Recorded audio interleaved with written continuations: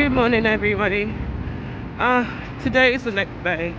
So yesterday we had our Christmas party and it was very nice. And today I'm back to work. Talk to you later.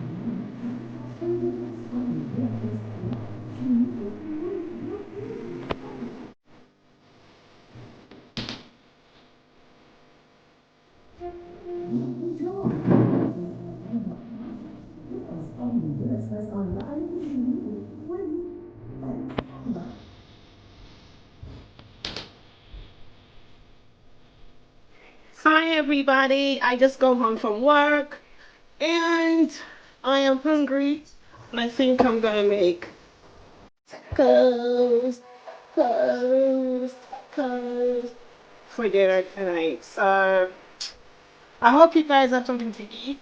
I've braided my hair again. So I am gonna make tacos.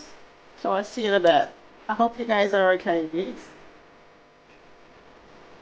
So my taco.